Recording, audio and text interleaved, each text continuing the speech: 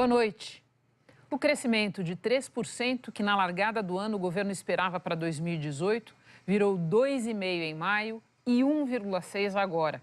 Numa outra reversão, neste caso para cima, a previsão de inflação passou de 3,4% para 4,2%.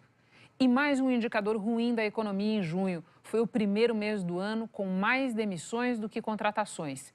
661 vagas formais, aquelas com carteira assinada, foram fechadas no mês passado. Você vai ver também. É a terceira maior do mundo e deve dobrar em 7 anos.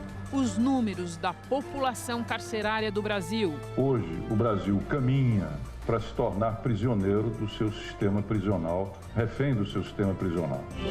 Começa a temporada de convenções partidárias para lançar candidatos à presidência. A suspeita de envolvimento de Donald Trump na compra do silêncio de mulheres que teriam se relacionado com ele. Teve dinheiro de campanha? No Rio, o pianista Nelson Freire toca para jovens de uma orquestra da Baixada Fluminense. Como se tivesse um sonho mesmo. Ver essas crianças hoje, meu sonho é ver esse teatro cheio dessas crianças.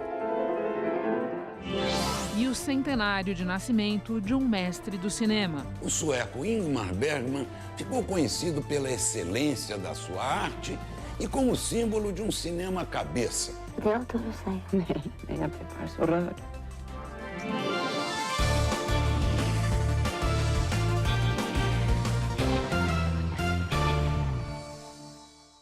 Em junho, um marco ruim na trajetória do emprego com carteira assinada. Foi o primeiro mês do ano com mais demissões do que contratações. Esses dados que a gente está mostrando aqui são do CAGED, o cadastro do Ministério do Trabalho, que acompanha a situação do emprego formal no Brasil. 661 vagas foram fechadas no mês passado.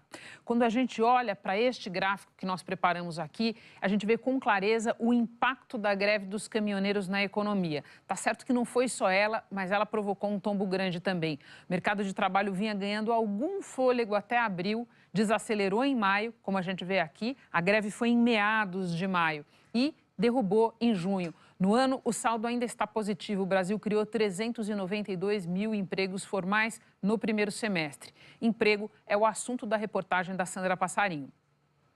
5 dos 8 setores da economia fecharam mais vagas do que criaram no mês de junho. O comércio teve o pior desempenho, perdeu 20.971 vagas e a indústria de transformação veio logo atrás.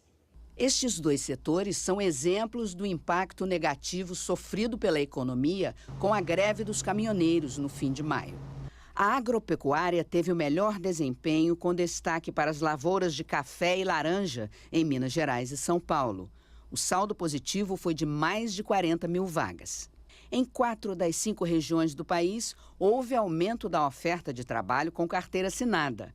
Só a região sul teve redução de vagas, mais de 17 mil.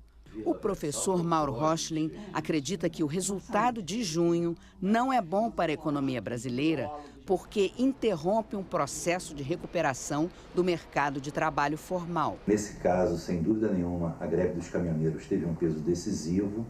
Ela prejudicou, obviamente, contratações ao longo desse período e, pontualmente, a gente tem um resultado ruim. O economista também avalia que o mercado de trabalho vai sentir os efeitos das incertezas políticas nos próximos meses.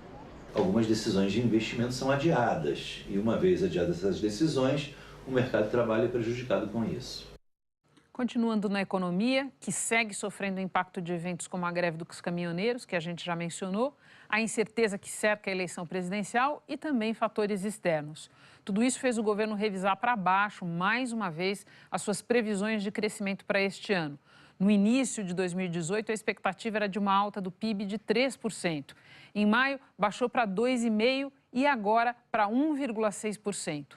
Também a previsão de inflação foi revista, só que para cima. Passou de 3,4% para 4,2%. Ou seja, tudo piorou, como a gente vai ver na reportagem da Giovana Teles. Tem explicações que, diz o governo, vêm de fora. É o que está acontecendo no mundo. Política monetária americana, fazendo com que o dólar se valorize com relação a todas as moedas, não só o Brasil, mas todos os emergentes.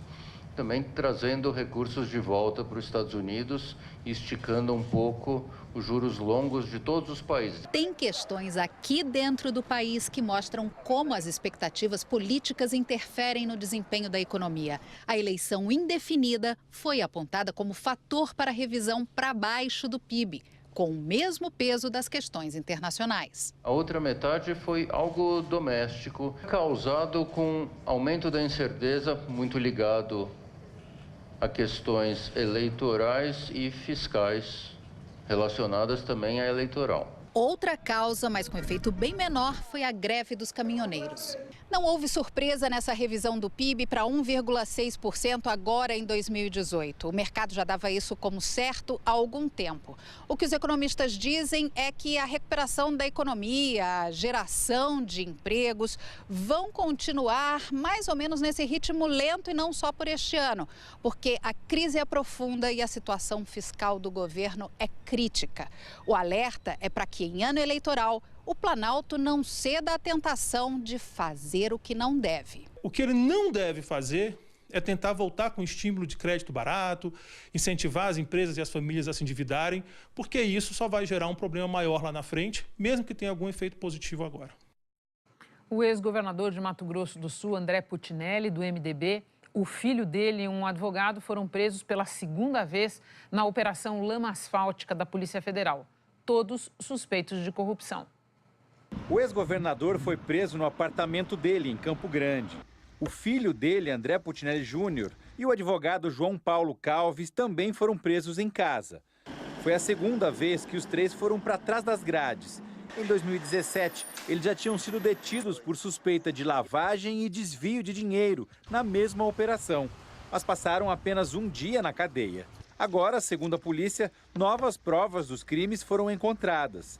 O advogado João Paulo é suspeito de ser usado como laranja pelo filho do ex-governador numa empresa de cursos de direito que servia para lavar dinheiro da corrupção.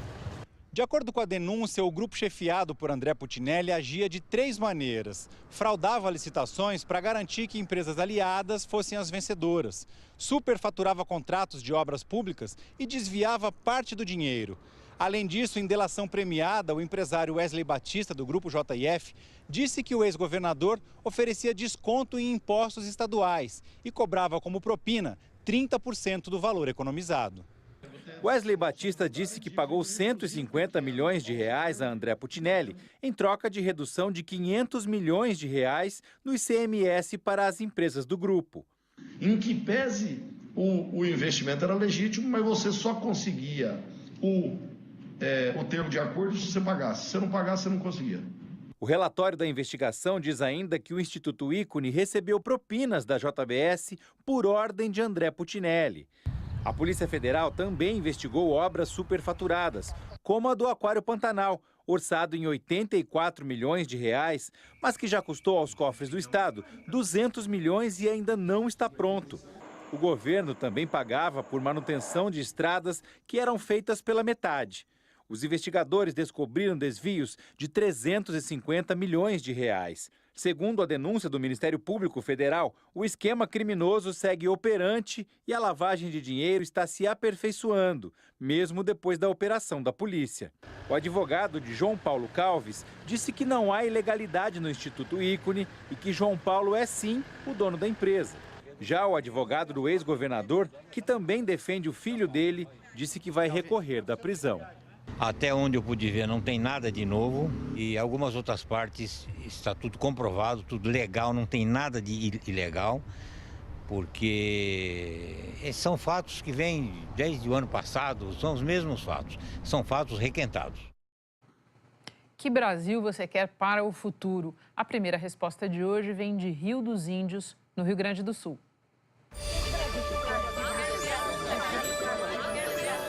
Formandos da Escola Romano Paduano e Rio dos Índios, Rio Grande do Sul. E o Brasil que queremos para o futuro é que a educação seja olhada com mais carinho, que a honestidade seja a principal característica dos políticos. Meu nome é Emílio de Queixo Júnior, falo da cidade da Vinópolis, Maranhão.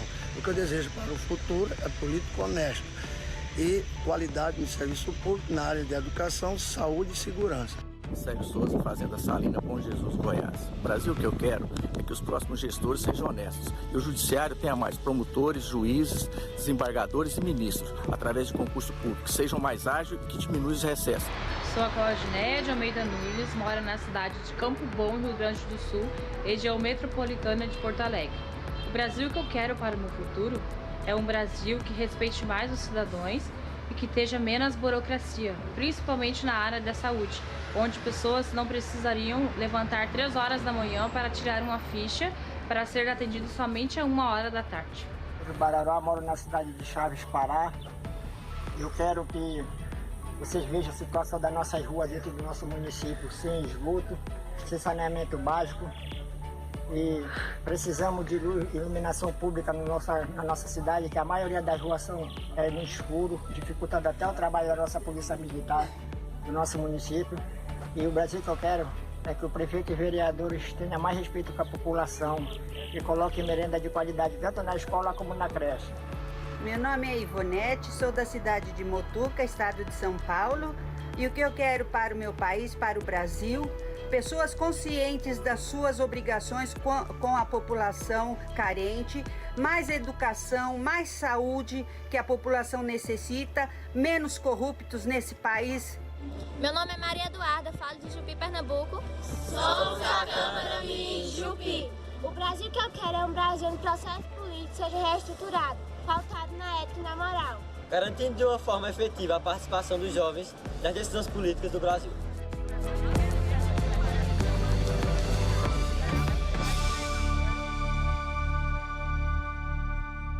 Para rever esses vídeos, é só ir no Globoplay, na página do JG ou no site g1.com.br/Brasil que eu quero. Lá também tem as dicas para você gravar a sua mensagem e participar desse projeto. Ainda hoje, no Jornal da Globo, Donald Trump enrolado com a suspeita de comprar silêncio de mulheres. No Rio, Nelson Freire faz um ensaio para jovens da Baixada Fluminense. E Nelson Mota fala na coluna sobre o cineasta Ingmar Bergman. Já no próximo bloco, o Brasil diante do caos no sistema carcerário.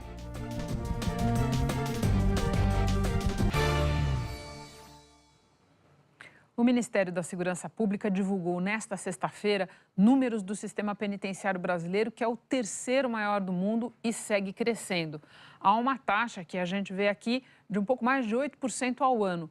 O número de presos deve saltar de 840 mil neste ano para quase 1,5 milhão em 2025. Faltam vagas, claro, o déficit passa de 350 mil vagas, o que representa uma superlotação de quase 200%.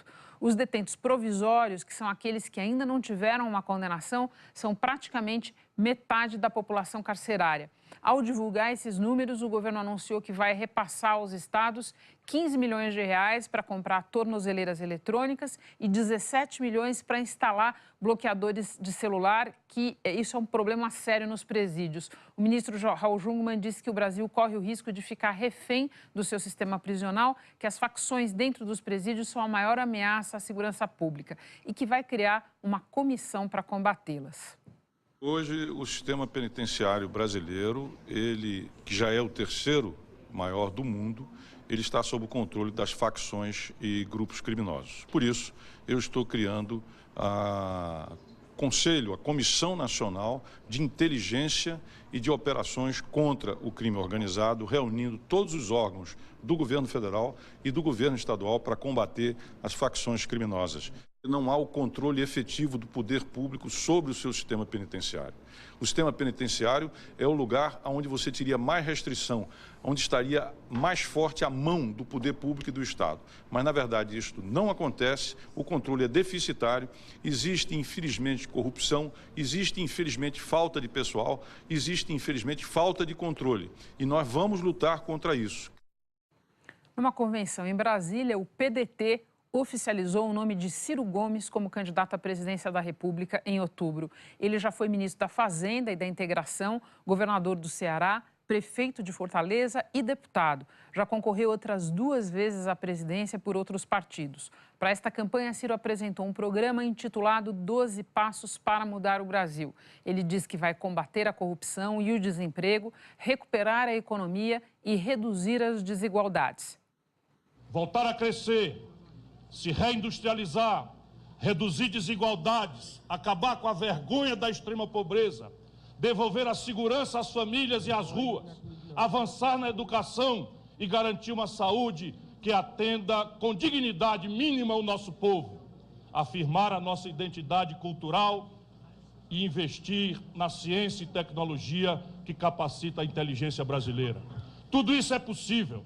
Acreditem, o Brasil é um país grande e tem recursos e riquezas suficientes para oferecer uma vida feliz ao nosso povo. Ciro Gomes tem hoje uma posição expressiva nas pesquisas. A depender do cenário, ele chega aos 2 dígitos.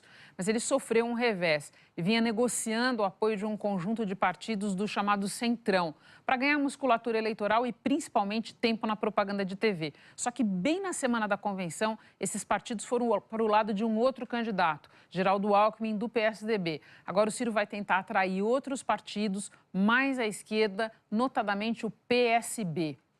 Também o Partido Social Cristão, o PSC, fez convenção hoje. Lançou candidato a presidente o economista Paulo Rabelo de Castro. Ele presidiu o Instituto Brasileiro de Geografia e Estatística, o IBGE, e o Banco Nacional de Desenvolvimento Econômico e Social, o BNDES, no governo de Michel Temer. Rabelo destaca a distribuição de renda, geração de empregos e enxugamento da máquina pública entre as suas propostas de governo. O vice da chapa ainda não foi definido. Daqui a pouco tem Nelson Motta e, a seguir, Donald Trump envolvido em mais um escândalo de compra de silêncio de mulheres. Vamos para o noticiário internacional. O assunto é Donald Trump. O FBI teve acesso a uma gravação feita pelo ex-advogado do presidente americano. Ela mostra os dois discutindo o pagamento a uma ex-modelo que dizia ter um caso com Trump. Uma história para o Jorge Pontual contar para a gente. Vamos a Nova York. Pontual, boa noite. Essa gravação foi feita em 2016, 2 meses antes da eleição de Trump. E o que importa nesse caso é saber, caso tenha havido mesmo o pagamento, se foi usado dinheiro de campanha. Boa noite, Renata. Boa noite a todos. A defesa de Trump alega que, como ele acabou não dando nenhum dinheiro a essa ex-modelo, não há qualquer relação entre esse caso e o financiamento de campanha. Nessa nova história, só tem um problema bem sério para o Trump. Os investigadores do FBI têm em mãos várias outras gravações que esse advogado fez das conversas dele com o Trump, sem conhecimento do cliente. Nesse diálogo sobre a Playmate, Karen McDougal, não há indício de nada ilegal, por enquanto, mas outras conversas, ainda não reveladas, poderão complicar a vida do presidente. O advogado, Michael Cohen, está sendo investigado porque pagou $130 mil pelo silêncio de outra mulher, a dançarina de striptease Stormy Daniels. A defesa de Trump alega que não era dinheiro de campanha. Mas se ficar provado que era, aí a promotoria vai ter que decidir se processa o presidente ou só o advogado dele. Sabe, Renata, não é à toa que o advogado atual de Trump, o ex-prefeito de Nova York, Rudy Giuliani, esteja falando tanto, sem parar, sobre esses casos envolvendo relações de Trump com mulheres. Casos escandalosos, mas que podem não constituir crime. Muitos aqui nos Estados Unidos veem isso como uma distração proposital, uma maneira de desviar a atenção da mídia de coisas bem mais importantes, como a relação de Trump com Vladimir Putin. Renata. Escândalo por escândalo, melhor ficar com esses, né? Pontual, muito obrigada. No Rio, um grupo da Orquestra Juvenil da Baixada Fluminense realizou um sonho: acompanhar um ensaio do pianista Nelson Freire. Ele dedilha sem tocar, antes de começar o ensaio. É o rigor da perfeição. Logo entra a orquestra e os dedos deslizam com rapidez e precisão dignas de um gênio.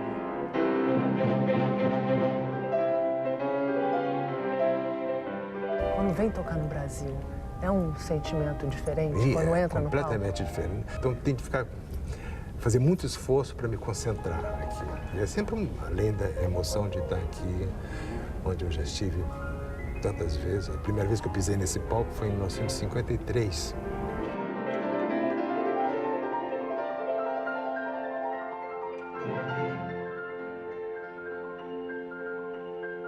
O talento dele, aos 12 anos de idade, já deixava claro que ele seria um dos grandes. Foi o que Nelson Freire se tornou, um dos maiores pianistas do mundo. Já tocou em cerca de 70 países. Mas talvez o mais interessante seja servir de inspiração para novas gerações de músicos no Brasil. Ainda mais se forem esses jovens de baixa renda que têm pouco acesso à cultura, mas muita sede de conhecimento. A prática leva à perfeição e eles estão ali para apresentar, para mostrar o quão bonito é um conjunto de várias coisas totalmente diferentes, porque a música é isso. Eles fazem parte da Orquestra Sinfônica da Baixada Fluminense. O ensaio durou o suficiente para eles se encantarem. Quando eu vi o que eles fizeram, era uma coisa sensacional, como se tivesse um sonho mesmo.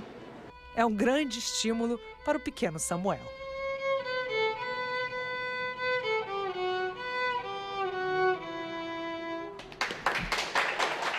O médico cuida do seu corpo, o professor te educa e o artista alimenta o seu espírito, né? E são três coisas que não são valorizadas aqui no Brasil, infelizmente, né? Então, ver essas crianças hoje, né, sair um pouco daquele ambiente de bala perdida, de violência, de miséria, é bom. E o meu sonho é ver esse teatro cheio dessas crianças.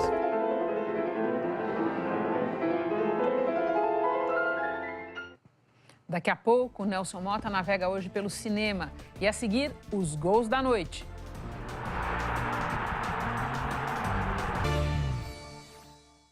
Fórmula 1, a Mercedes aproveitou os preparativos para o Grande Prêmio da Alemanha e anunciou a renovação com Valtteri Bottas.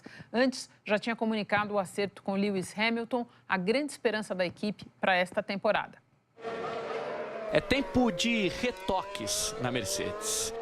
Se quando pequeno ele já era tratado como um bem precioso, imagine agora que é tetracampeão mundial. Na renovação de contrato de Lewis Hamilton, ele vai ganhar cerca de 400 milhões de reais para permanecer na equipe até o fim de 2020. Em salários, Hamilton vai ser mais bem pago que Cristiano Ronaldo e Lionel Messi. Com a Mercedes, ele ganhou 3 títulos, 44 corridas e conquistou 50 poles. O investimento alto é para continuar com um dos maiores pilotos da história e que a própria equipe ajudou a criar. Só que para ele, o novo contrato também significa algo importante. Com a renovação, Hamilton mostrou que ainda está disposto a ir atrás de um objetivo muito complicado. Tanto que para alcançá-lo, ele precisa vencer esta e as próximas 2 temporadas. Se conseguir, Lewis Hamilton vai empatar em número de títulos com o alemão Michael Schumacher, que é o recordista da categoria. Permanecer na melhor equipe do grid é fundamental para isso. No campeonato deste ano, ele está só 8 pontos atrás de Sebastian Vettel da Ferrari. Hamilton disse que resolver o problema foi importante, porque agora ele não tem pendências e pode focar todas as energias no título dessa temporada. Você acompanha ao vivo o GP da Alemanha neste domingo aqui na Globo, a partir das 5:10 da manhã. 3 jogos hoje pela Série B do Brasileirão. O único 0-0 da noite foi justamente no encontro do primeiro colocado, Fortaleza, com o vice-líder CSA. Vamos aos gols das outras partidas. No Maranhão, o Sampaio Corrêa chegou a sair na frente contra o Goiás. Fernando Sobral fez de cabeça. Mas o time goiano conseguiu uma boa virada. Lucão fez o primeiro de fora da área, se isolando na artilharia da Série B. Alex Silva e Michael também marcaram. Final, Sampaio Corrêa 1, Goiás 3. Também teve virada em Santa Catarina. Thiago Ribeiro abriu o placar para o Londrina. E o Criciúma conseguiu a vitória com 2 belos gols. O primeiro com Elvis cobrando falta. E o segundo no chute de Alex Maranhão. Final, 2-1. No próximo bloco tem Ingmar Bergman. Nelson Motta celebra o centenário do cineasta sueco.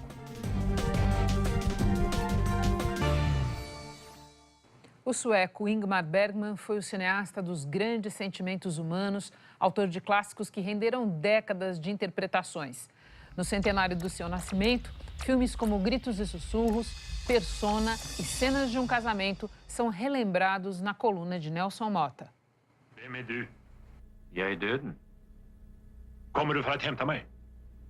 Jag har redan länge gått vid din sida. Dos grandes mestres do cinema, o sueco Ingmar Bergman ficou conhecido pela excelência da sua arte e como símbolo de cinema cabeça. Embora seus principais filmes, dentro de uma imensa produção, sejam estudos psicológicos sobre os sentimentos humanos, a angústia existencial, a solidão, as famílias disfuncionais e as grandezas e misérias do amor. Bergman estudou teatro e cinema em Estocolmo e dedicou aos dois o seu amor. Teve no Teatro Sombrio de Ibsen de Strindberg suas maiores influências e seus filmes têm a densidade dramática do teatro.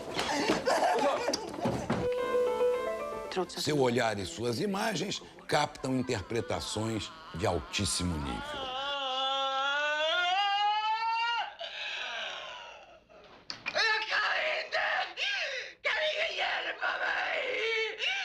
Det var ett fotografi med i brevet också. Bergman encontrou na atriz Liv Ullmann a sua parceira de vida e em 12 filmes. Vilka fåglar har det? Uma atriz extraordinária, à altura dos desafios da criatividade de Bergman no mágico e psicológico Persona, que no Brasil teve o título bizarro de Quando Duas Mulheres Pecam.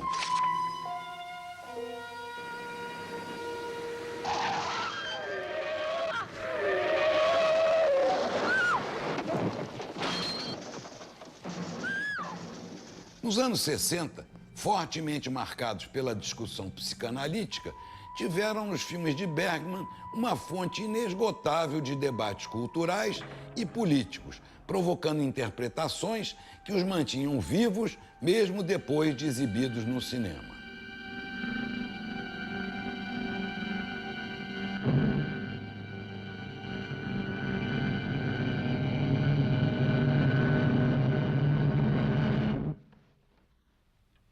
Vad är det du ska berätta då?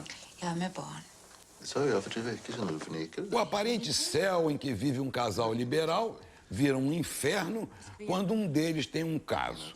É o tema banal que Bergman transformou na série em 6 episódios, Cenas de um Casamento, com Liv Ullmann e Bibi Andersson.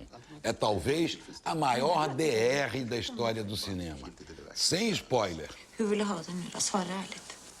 Det är väl inte så lätt. Är det så svårt att vara uppriktig? Nej, men nu är det väl orimligt. Bergman também escreveu e dirigiu um clássico político como O Ovo da Serpente, um drama ambientado na Alemanha falida de 1923, com um jovem judeu na crise econômica, de onde surgiriam Hitler e o nazismo. Bergman ganhou 3 Oscars de melhor filme estrangeiro, com A Fonte da Donzela, Através de um Espelho e o drama familiar pesado Fanny e Alexander, que conquistou o público e a crítica. Ibland undrar jag förstås hur den verklighet ser ut där min lilla pojke lever och andas. Foi Jean-Luc Godard quem melhor definiu Bergman. O cinema não é um ofício, é uma arte. O cinema não é um trabalho em equipe, é o diretor só diante de uma página em branco. Para Bergman, estar só era se fazer perguntas e filmar era encontrar as respostas. Nada poderia ser mais romântico.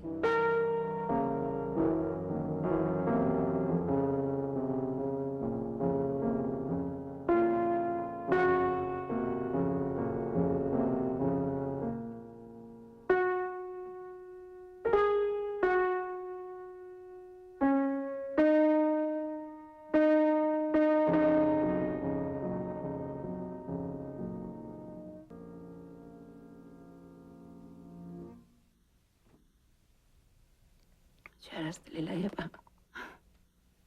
Är det allt du säger? Nej, jag blir bara så rörd.